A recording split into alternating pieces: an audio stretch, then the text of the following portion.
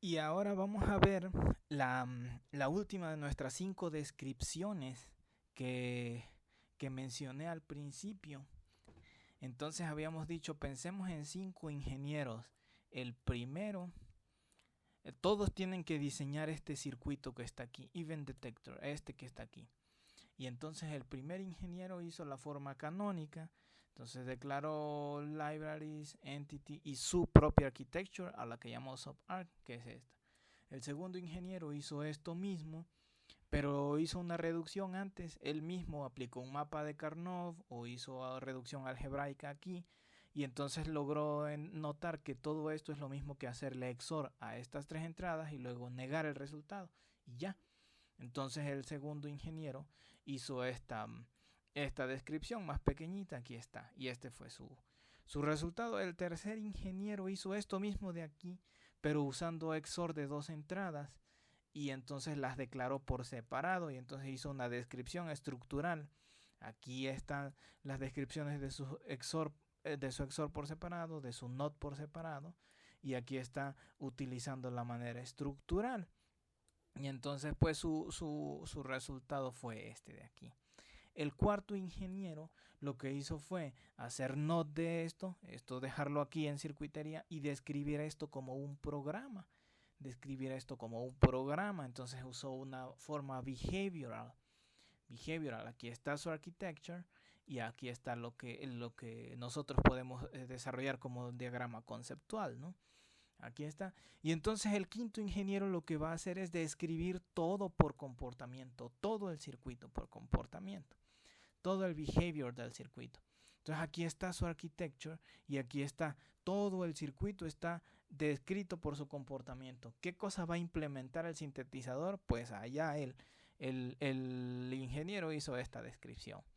Entonces, ¿cómo es por comportamiento? Pues en este último caso lo que vamos a hacer, bueno, lo que ese ingeniero ficticio hizo es pues describir el comportamiento del circuito, como dijimos antes. ¿Cómo funciona el circuito? Cada vez que las entradas tienen un número par de unos, el resultado da 1. Y cada vez que las entradas tienen un número impar de unos, el resultado da 0. Y considerando que cuando no hay unos, también es par, da 1. Entonces ese es el comportamiento. El ingeniero no se preocupó por qué función lógica va aquí. Ese comportamiento que acabamos de decir es el que él implementó, el que él describió en hardware. Entonces pues vamos a ver eso. Aquí está la descripción. Este es el primer ejemplo, este es el segundo ejemplo. Aquí está. Entonces fíjense, la architecture se llama Behavioral 2 de Event Detector. Y desde el inicio no hay ni alambres escritos entre Architecture y Begin. No hay nada, no hay buses, no hay alambres, no hay componentes, no hay nada. Es solamente una descripción. Entonces directamente empieza con Begin y directamente empieza con un process. Y termina el process y después aquí va End Architecture. Aquí este ingeniero ya de plano la regó porque aquí no puso End Architecture. A ver, los demás pusieron End Behavioral, no, ¿verdad? Aquí tampoco no hubo End Architecture. Aquí aquí sí End Behavioral, sí, aquí sí hubo End Architecture. End Architecture, End Behavioral. Ahí sí. Aquí también End Structural Architecture, aquí también. Pero este de aquí, también End Behavioral 1, sí. Sí hay End. Y aquí no hay End. Entonces este es el único que... Recuerden, aquí falta End Architecture o End Behavioral 2 para terminar la architecture. Ok, pues directamente, fíjense, directamente está el process desde aquí hasta aquí y luego end behavioral 2. Da lo mismo si pone uno end architecture o si pone uno end y el nombre de la architecture. Todo debe terminar con punto y coma. Entonces, ya más detalles sobre eso adelante. Más adelante los veremos. Bueno, entonces pues fíjense cómo quedó descrita el circuito, cómo quedó descrito el circuito. Pues empieza un proceso cuya lista de sensitividad incluye A, o sea, este proceso es sensible a A.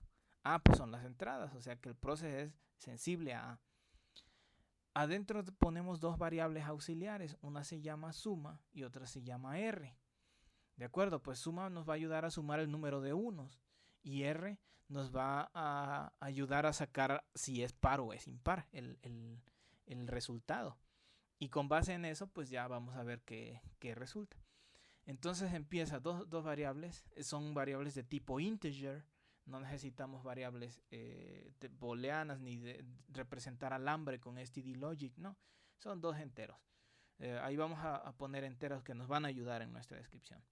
Entonces empezamos begin, suma la iniciamos con 0, hacemos un for y desde 2 hasta 0 para recorrer este vector. Y decimos si AI, o sea, el iésimo elemento de A es 1, entonces a sum la incrementamos y terminamos. Si no, pues no hacemos esto. Si no hay una cantidad, pues no incrementamos 0. ¿De acuerdo? No incrementamos sum. Entonces, pues dependiendo del número de unos, es lo que va a dar sum. Sum va a contar el número de unos. Ahí termina. Después hacemos aquí, R es sum, el módulo 2 de sum. O sea, esto de aquí, este renglón que voy a señalar aquí. Este renglón nos permite saber si la suma es par. Sum es par. Para eso es módulo 2. Si el resultado es 0, entonces quiere decir que sum es divisible por 2 y entonces es par. Si no, pues quiere decir que es impar.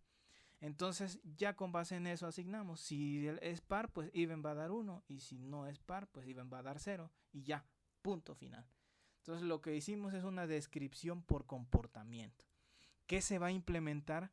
Pues no sabemos. No se va a implementar un programa tal cual. Lo que va a implementar es lo que se va a implementar es lo que el sintetizador entienda. El sintetizador va a leer esto y va a implementar aquí algo, un resultado. ¿De acuerdo? Un circuito con base en lo que él entendió de esto. El software, lo que entendió el software de esto.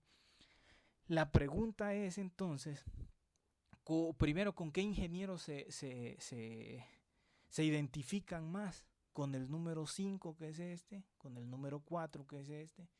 ¿Con el número 3? ¿Con el número 2?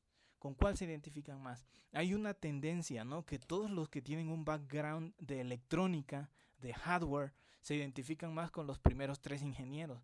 Y todos los que tienen un background de cómputo se identifican más con los ingenieros 4 y 5, ¿no? Pero la idea aquí, o lo que se debe aprender, es no identificarse con ninguno, sino saber las 5 cosas, pensar como los 5. Esa es la idea. Saber utilizar la descripción behavioral y sacarle provecho a la descripción behavioral, pero también sacarle provecho a la descripción structural o a las descripciones más simples, a las descripciones manuales, a los ahorros que uno puede hacer de antemano. Esa es la idea principal, que un diseñador debe tener todo esto en conjunto y no sesgarse por ningún lado. Entonces, bueno, pues este es el resultado. Ahora fíjense en mi experiencia, ¿qué creo yo que pasaría? Probablemente ustedes puedan poner estos 5 códigos en prueba, probar esos 5 códigos. Ya cuando yo les enseñe, va a haber una clase especial donde yo les voy a enseñar cómo utilizar el simulador y el sintetizador. Entonces ahí pueden llevar estos códigos para ver qué va a resultar, sobre todo en estos casos donde pusimos cajitas porque no sabemos qué cosa va a poner el sintetizador. Entonces, en mi experiencia, esto podría resultar un poco más complejo. Yo no he probado, les voy a ser sincero, yo no he probado estos códigos. Entonces, pues va a ser una buena sorpresa ver qué resulta. Pero la pregunta es, ¿qué podría implementarse? Yo pienso que este resultado podría salir no óptimo. ¿Por qué? Pues porque al haber declarado aquí variables y haber declarado aquí una suma, es probable que el sintetizador vaya a entender, pues esta persona necesita un sumador. Y entonces ponga un sumador, como el que hicimos en la clase pasada donde pues diseñamos un sumador. El sintetizador diga, pues voy a diseñar un sumador porque aquí lo necesita. Y como no declaramos exactamente qué tamaño tienen sum y r, de cuántos bits son, porque los declaramos como integer, tal vez el sintetizador vaya a decir, pues integers yo los uso de 32 bits, así que voy a poner un sumador de 32 bits. ¿De acuerdo? Y entonces vaya a utilizar 2 registros o 2 bloques de memoria para almacenar la suma. Y aquí un módulo 2, ¿cómo implemento un módulo 2? Y a lo mejor ponga ahí otro circuito. Y entonces lo que vaya a hacer es que esta cosa quede un circuito demasiado grandote. Podría ocurrir. Pero eso, les repito, depende del sintetizador. Entonces, pues esa es el detalle de estas descripciones. Entonces, al inicio, vamos a irnos más adelantito. Al inicio les había yo mencionado que vamos a hacer dos códigos por cada diseño que hagamos. Voy a usar este espacio en blanco para escribir. Por cada diseño que hagamos, vamos a hacer 2 códigos. Uno es la descripción de nuestro circuito. Entonces vamos a suponer que nuestro sistema se llama sistema, ¿no? Así, ese es el nombre que le pusimos. Entonces vamos a guardarlo como sys.bhd. Y vamos a hacer otro código en BHDL que va a ser su test bench, su circuito para simular que este funcione bien, para probarlo. Su test bench, su banco de pruebas, su descripción. Esta es una descripción para probar a para simular que este funcione bien. Entonces este se suele llamar sys test bench, por ejemplo. Es usual poner nombres así como TB, test bench. Entonces siempre van acompañaditos, ¿no? La descripción de nuestro circuito y su test bench. Entonces son 2. Entonces ya vimos 5 de estos de este lado izquierdo. 5 architectures distintos para un mismo diseño. Entonces vamos a ver ahorita el test bench. El otro, el de aquí del lado derecho. El para simularlo. Entonces el test bench, ¿qué cosa es? Pues es otro código que sirve como una mesa de experimentos, como un simulador. Dice, es una mesa virtual de experimentos. Dice, este sistema, el test bench, esta descripción, ese código de BHDL, incluye al circuito que se va a probar, incluye estímulos de entrada, formas de onda de entrada, que simulan a un generador de funciones, donde se van metiendo formas de onda para probar el circuito. Y un monitor, probablemente incluye un monitor, o a veces no se incluye nada y se inspecciona visualmente con la pantalla del simulador. Entonces, pero también se puede hacer en código un monitor que va comparando salidas con la salida esperada, otra salida con salida esperada, para poder probar exactamente que el resultado esté bien. Entonces, este es un ejemplo. Aquí está un pedazo de código. Fíjense, aquí hay un process con un pedazo de código para generar una forma de onda de prueba. Aquí está nuestro sistema que se llama Unit Under Test. Aquí está. Y entonces aquí hay unos buses, test in y test out, para probar en nuestro sistema. Entonces se jala como un component, se instancia como un component.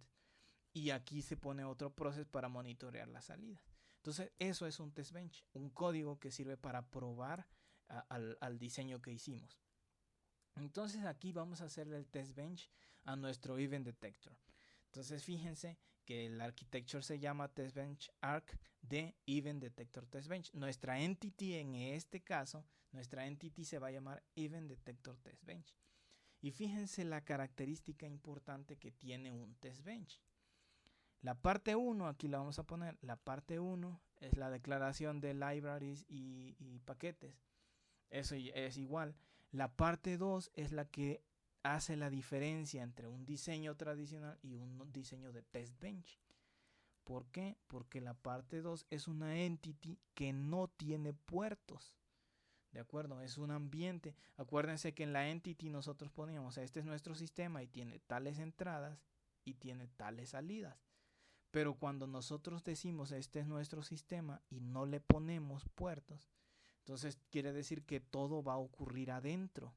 Entonces esto es como un entorno por dentro donde hay circuitería y generación de señales. Entonces esa es la característica. Un test bench tiene una entity que no contiene puertos. Entonces nada más declaramos entity, le ponemos un nombre y la cerramos. End entity. Esa es la característica. Entonces aquí el nombre fue Event Detector Test Bench. Bueno, y ya la tercera parte pues es la parte importante, que es la architecture, qué cosa contiene adentro. Pues fíjense, la primera parte que contiene es un componente que es nuestro event detector. Y ya sabemos nosotros hacer esto porque lo hicimos en nuestro ejemplo de structural description. Entonces ponemos component, el nombre de la entity del componente que vamos a instanciar, sus puertos. Básicamente se copiaba, ¿se acuerdan? Se copiaba la entity. Entonces aquí está. Pues vamos a llamar a nuestro event detector como component. Es este que está aquí. Y después vamos a usar dos signals, dos alambres para interconectar esto con otras generaciones de señales. Signal test int es un bus de 3 bits de tipo STD logic. Y signal test out y es un bus de un solo bit de tipo STD logic. Entonces, pues son esas que vimos en el dibujito anterior, ¿no? Estos dos buses que están aquí. Estos dos buses, test in y test out, y nuestro component event detector. Entonces aquí están. Eso es lo que vamos a usar en nuestra architecture. Ya lo describimos aquí. Y ya ponemos begin. Primero instanciamos el circuito bajo prueba. UUT es usual usar esta etiqueta UUT porque significa Unit Under Test. A veces se utiliza DUT, Device Under Test, o Design Under Test. Entonces en este caso UUT, Unit Under Test. Dispositivo bajo prueba, ¿no? Unidad bajo prueba. Y entonces, ¿se acuerdan que decíamos? Esta es una etiqueta que uno elige, que el usuario, que el diseñador elige. Entonces nosotros elegimos usar UUT. Es usual usar ese nombre. Y aquí ponemos el nombre del component, pues es event detector, es el que está bajo prueba. Y hacemos el mapeo de puertos. A va con test in, even va con test out. Y ya, son los dos alambres que pusimos. Entonces ya hicimos este alambrado que está aquí. Y ahora nos falta generar esto y generar esto. Generar los dos, implementar o describir las dos. Tanto el generador de señales como nuestro monitor de resultados. Entonces aquí está. Vamos a ver la primera parte que es el generador, el vector generador de prueba. Y aquí hay un proceso para generarlo. Y aquí vamos adelante, está el verificador, hay otro proceso, aquí termina el proceso. Al final se pone para reportar en la consola del simulador si el diseño funcionó o no funcionó y termina. Entonces veamos este primer proceso y vamos a notar una diferencia con el proceso que usamos en nuestra descripción behavioral. Recordemos, en nuestra descripción behavioral, nuestro process tenía aquí una lista.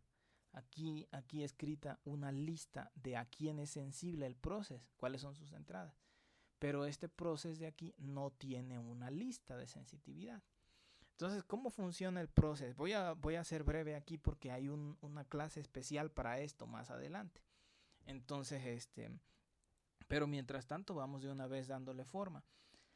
¿Cómo funciona el proceso? Pues el proceso se activa o se ejecuta. El programa que está dentro, recordemos que un proceso es un programa. Entonces, el programa se ejecuta cada vez que hay algún cambio en una de sus entradas o en uno de los signals a los cuales es sensible. Cuando hay una lista de sensitividad, pues es muy claro cuáles son las entradas de ese proceso, a cuáles son sensibles, a qué entradas o a qué alambres es sensible el proceso. Cuando no hay lista, entonces la sensibilidad se entiende desde adentro, se ve desde adentro, a qué señales es sensible, a qué signals es sensible el proceso. En nuestro caso aquí, por ejemplo, este proceso no es sensible porque solamente está generando señales. Dijimos, es el que va a generar a las señales de prueba. Entonces, el proceso se ejecuta hasta que encuentra una instrucción que se llama wait for, o una que se llama wait on, o una que se llama wait until. Entonces, si es wait for, sirve para decir espera tantos segundos y sigue ejecutando. Si es wait on, significa espera a que tal señal cambie. Wait on signals. Entonces, Wait for es esperar por tanta cantidad de tiempo para poder seguir la ejecución. Wait on es wait on a, por ejemplo, la signal A, esperar a la señal A o esperar a la señal B o esperar a que cualquiera de esos buses cambie de valor. Entonces se usa wait on. Y wait until es esperar hasta que haya, me parece que es hasta que haya un cambio de condición o de valor, no me acuerdo exactamente, pero esto está descrito en una de las siguientes clases, va a quedar descrito en una de las siguientes clases.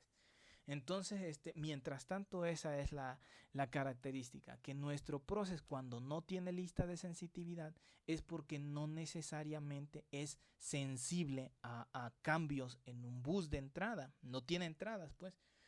En este caso, por ejemplo, que es un proceso para generar señales, realmente no es sensible a nada, entonces no tenemos por qué poner lista de sensitividad. Y más bien él espera hasta que haya cierto cambio, cierto transcurrir de tiempo para que haya un cambio de valor. Entonces, ¿qué hacemos? En este proceso, test in que dijimos que era, test in es este alambre de aquí. Entonces test in va a recibir, se le va a asignar, pues test in recibe, o bien se le asigna a test in. ¿Qué cosa se le asigna? A test in se le asigna 000 y esperamos 200 nanosegundos y ahora le asignamos 001 y esperamos 200 nanosegundos y ahora le asignamos 010. Entonces lo que estamos haciendo es simplemente una forma de onda, esperar, mandándole valores al bus test in. Primero 00, después 001, después 010, después 011, mandándole estos valores a test in para que él pues sirva como estímulo. Como estímulo, este test in va a recibir esos valores y los va a estar alimentando a nuestro dispositivo bajo prueba. Entonces ese es un ejemplo muy simple de un generador de valores, de vectores de prueba. Ahí está. Entonces ese es nuestro primer proceso. El segundo proceso es el de verificación. Igual, este proceso es wait on. Espera sobre la señal test in, sobre el signal test in, sobre el bus, el alambre test in. Este proceso tiene una variable que se llama error status. Es una variable tipo booleana. Fíjense que en este caso boolean, así como en el ejemplo de hace rato integer, aquí integer, este tipo integer en el ejemplo de la clase anterior, y este tipo boolean aquí, este tipo boolean en este ejemplo, son tipos que no necesitan un library. Fíjense, un paquete. Library y EEE STD Logic no necesitan nada más. Esos son tipos que ya pertenecen a VHDL, como vamos a ver más adelante. Sin embargo, los tipos que mencionamos de STD Logic, esos sí necesitan un paquete especial porque no estaban incluidos en el VHDL core, en el core de VHDL, en el original, digamos, no en el núcleo central de VHDL, sino que están definidos por paquetes separados, que son paquetes estándares de IEEE, pero están separados. Entonces el tipo integer pues pertenece a VHDL, por eso no requiere una biblioteca adicional o un paquete adicional. Tampoco este tipo boolean no lo necesita. Entonces, bueno, pues variables, un error status es boolean. Boolean pues solamente tiene true o false. True si es verdadero, false si es falso, ¿no? Entonces, para dar a entender si true o false, si se cumple o no cumple cierta condición. Entonces, no se debe confundir en VHDL, no se debe confundir con 1 y 0. 1 y 0 es para alambres, para bits, representan alambres en 1 o en 0. True y false representan una abstracción de verdadero y falso en una condición de nuestro programa. Entonces VHDL es muy estricto en sus tipos. Por eso hay diferentes. Boolean es diferente de STD Logic. Fíjense, por ejemplo, con VHDL o System Verilog, esos lenguajes sí permiten ambas cosas, ¿no? Por ejemplo, decir 1, 0 y false y true como la misma cosa. Pero en este caso en VHDL no. Bueno, entonces pues empezamos, ¿no? Empezamos el proceso, ya declaramos una variable que es la que nos va a decir si el sistema funciona bien o no funciona bien. Y ya está nuestro begin. y decimos wait on test in, o sea, esperemos hasta que test in cambie de valor.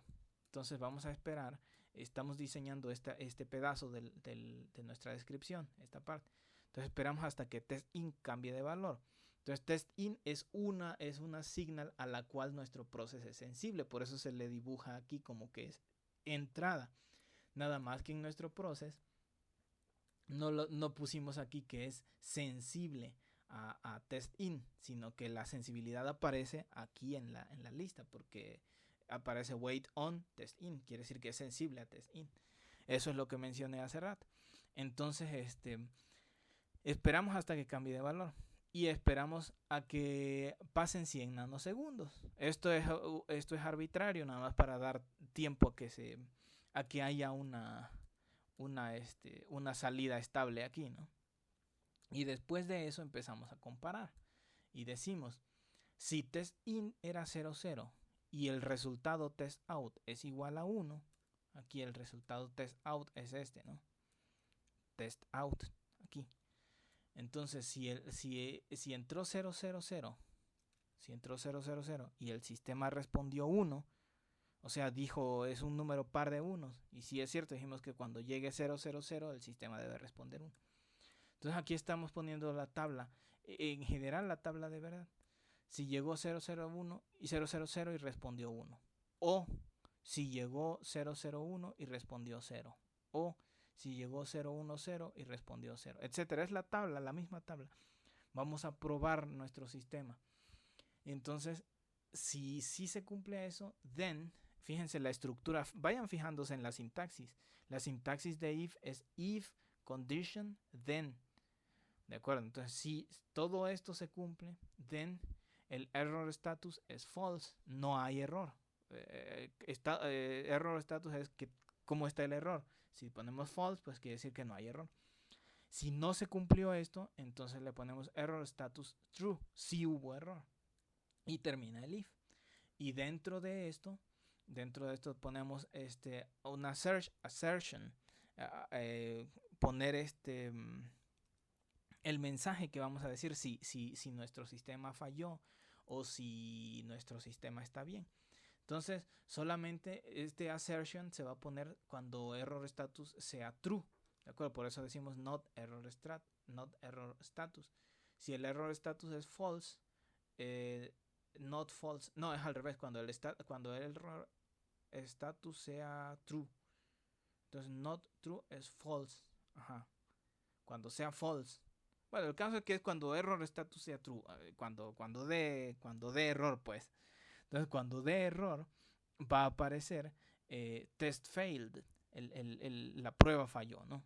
Entonces, cuando no haya error, pues no va a entrar a esta parte y no se va a reportar error. Y al final esta nota, esta palabra reservada severity, es que qué se va a hacer con el simulador, detener la simulación o poner únicamente una nota o qué tipo. Entonces, simplemente note. Y a eso se refiere esta parte. Entonces, pues este es el test bench. Este es nuestro test bench. Y aquí voy a mencionar algo muy importante. Ya dijimos que hay dos cosas. Voy a tomar este espacio en blanco para rayar. Ya dijimos entonces que hay dos tipos de códigos. El código de descripción del circuito y el código de test bench del circuito. Entonces este era nuestro sistema.bhd y el otro es nuestro sistema, pero el test bench de nuestro sistema. El test bench de nuestro sistema. Entonces hay dos y ya vimos ejemplos de hicimos 5 ejemplos de ¿no? 5 ejemplos de y ya hicimos un ejemplo de para probar que es el que acabamos de ver ahorita. Entonces ahora yo les debo mencionar, el resto del curso va a ser dedicado a esta parte, vamos a estar construyendo y este test bench va a ser tarea de ustedes, cómo se construye. Entonces va a ser aquí, nosotros lo vamos a ir viendo en todo el curso, van a ver un montón de ejemplos y de cosas de para hacer la descripción de la circuitería. Pero para hacer la descripción del test bench de las pruebas, les voy a recomendar este libro. Entonces borro aquí y ponemos el nombre del libro.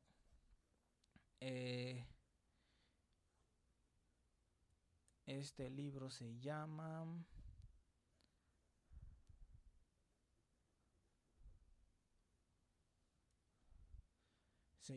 voy a buscar el nombre. A ver.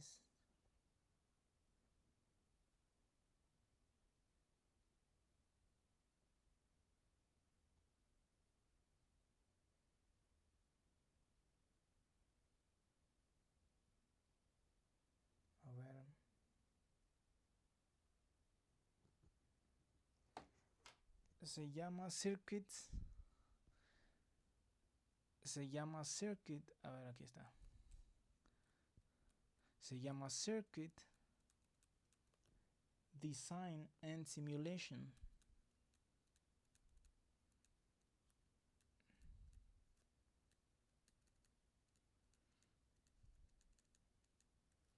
With VHDL. Es importante que diga Second Edition.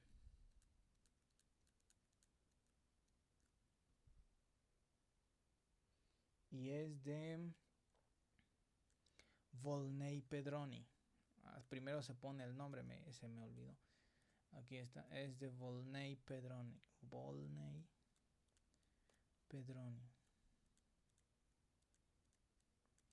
Volney Pedroni, Circuit Design and Simulation with VHDL, Second Edition, de MIT Press.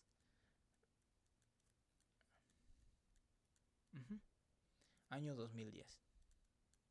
Entonces, ese libro recomiendo porque el capítulo 10, chapter 10, el capítulo 10 de ese libro cubre de manera muy amena y muy bonita el diseño de test bench para VHDL, o cómo usar el test bench.